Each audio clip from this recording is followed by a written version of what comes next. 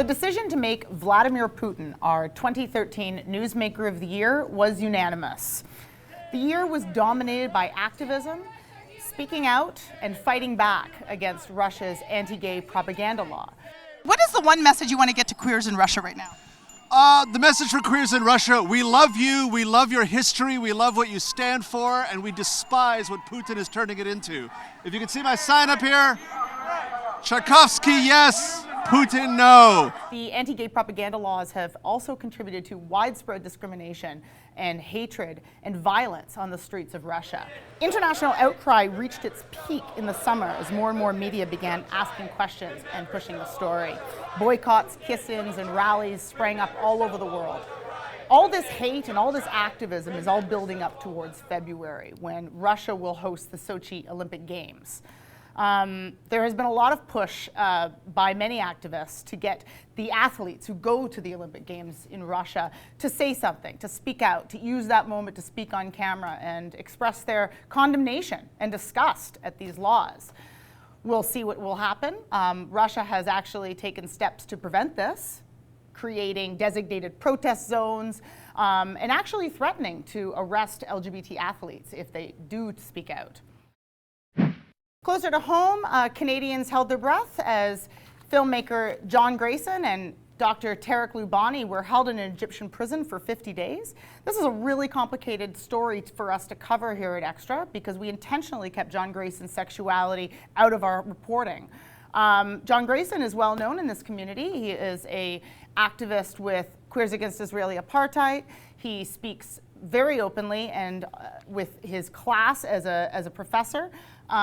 He is very active with many activist movements here in the city. And so it was difficult for us to report this story and not talk about his sexuality. It almost made it so we couldn't report the story at all in some ways.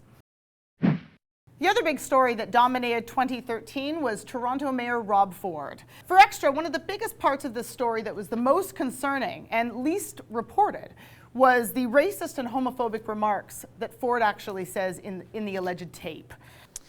So the video is about 1.5 minutes, and we understand it is an edited copy in terms of length. So what I can speak to is the portion that I saw. There's a person off camera talking. He's by himself in the frame, but someone off camera starts talking about Justin Trudeau and politics. And the person off camera says something to the effect of, I wish I could I want to shove my foot so far up that guy's ass it comes out the other end, or something to that effect. And that's when Ford says Justin Trudeau's a fag. Every late night host on the dial has made fun of Toronto and mocked our city council, rightly so. And it's been really fascinating to watch it through their eyes.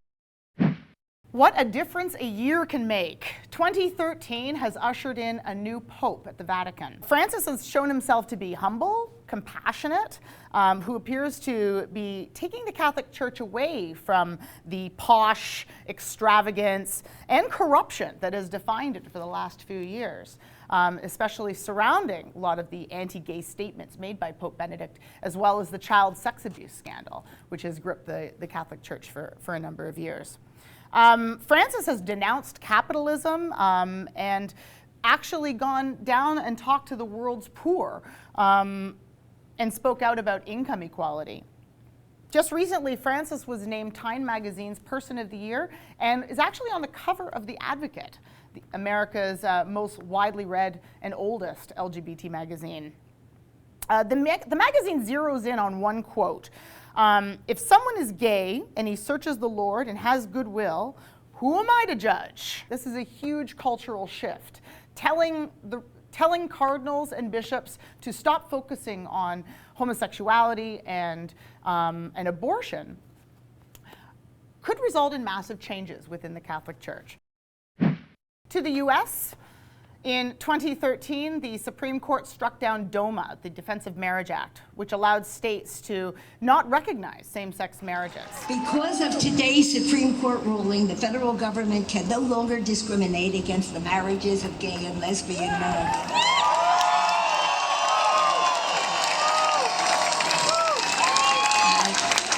Children born today will grow up in a world without DOMA And those same children who happen to be gay will be free to love and get married